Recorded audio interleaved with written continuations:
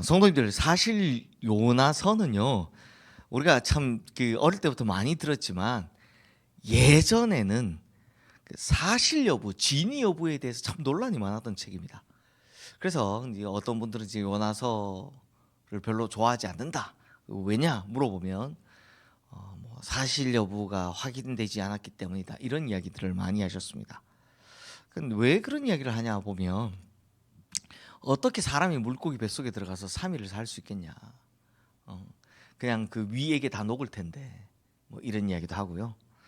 또 이제 지금은 스페인인 다시스로 가던 요나가 어떻게 단 3일 만에 티그리스 강 동쪽에 있는 니느웨까지 올 수 있었느냐.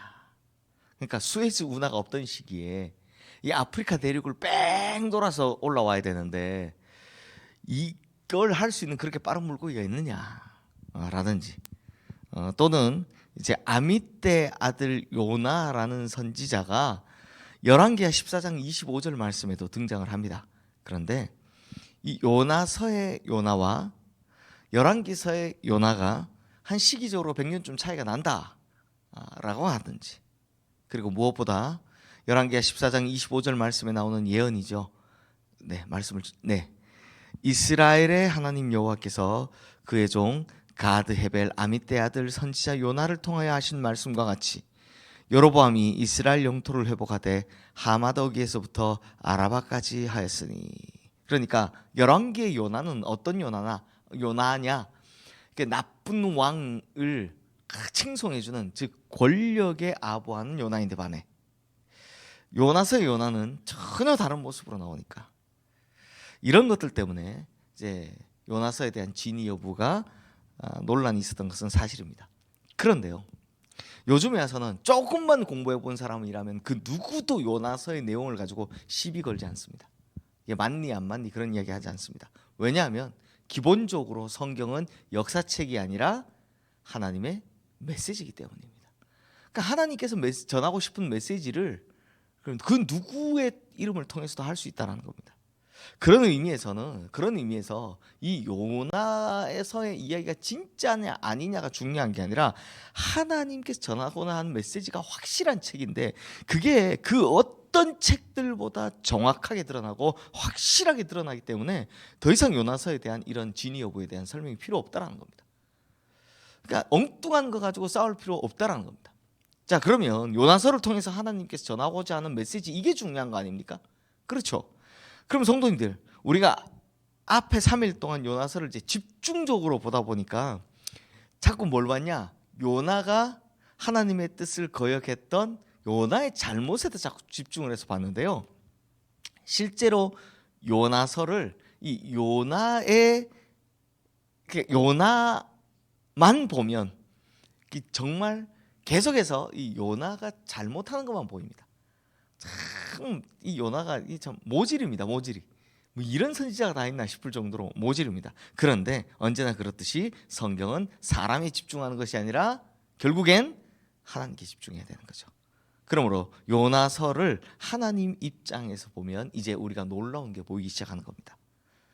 자, 보십시오. 먼저 요나가 하나님의 뜻을 거역하는데, 이게 사실 계속 거역하잖아요.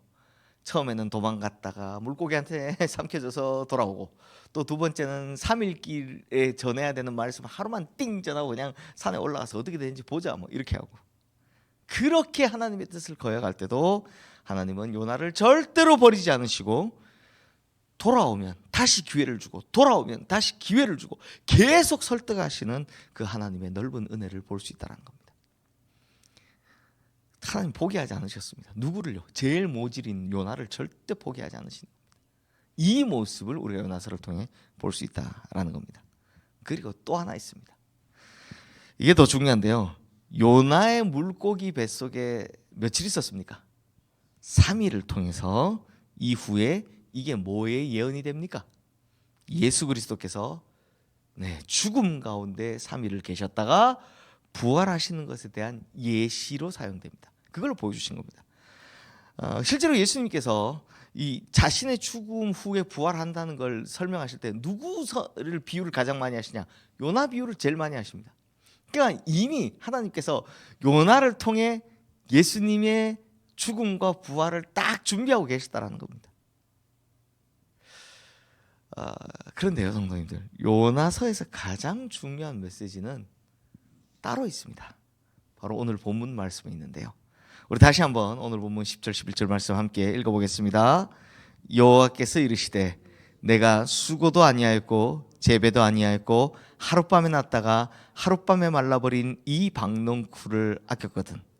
하물며 이 큰 성읍 니느웨는 좌우를 분별하지 못하는 자가 12만여 명이요 가축도 많이 있나니 내가 어찌 아끼지 아니하겠느냐 하시니라.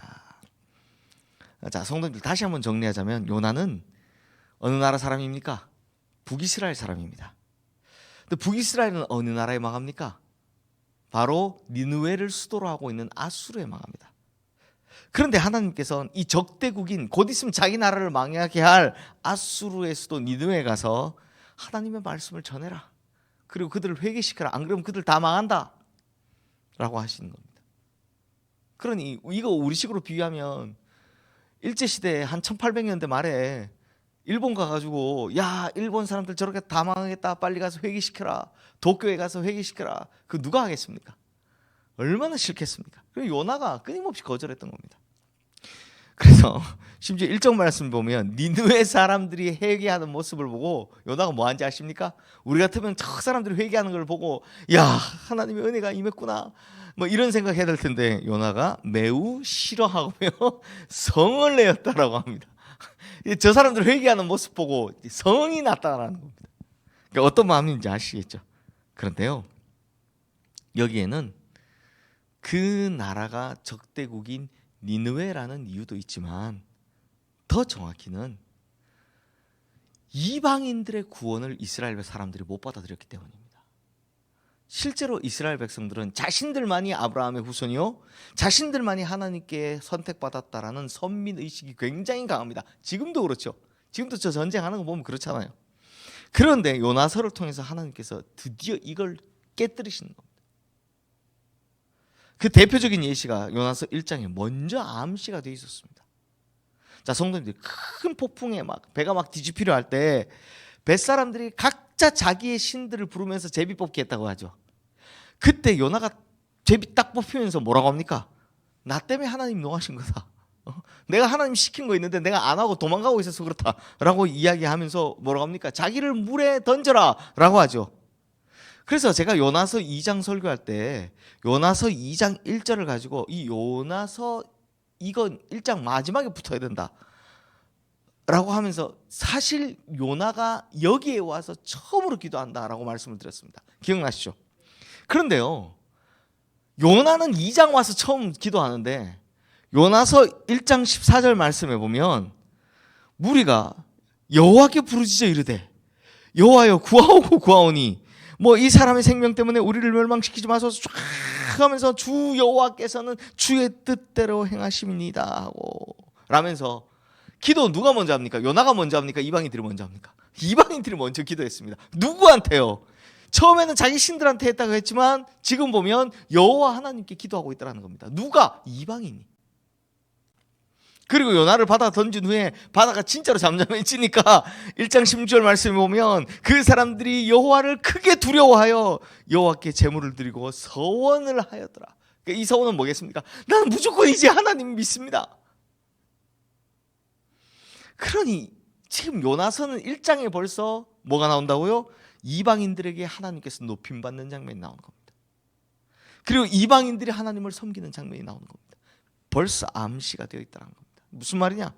요나서는 사실 여부가 중요한 게 아니라 정말 중요한 하나님의 메시지가 담겨 있는데 그 메시지는 바로 구약에서 유일하게 어찌 보면 드디어 이방인을 향한 구원의 문이 열릴 것이다 라는 하나님의 강력한 의지가 표출됐다는 겁니다.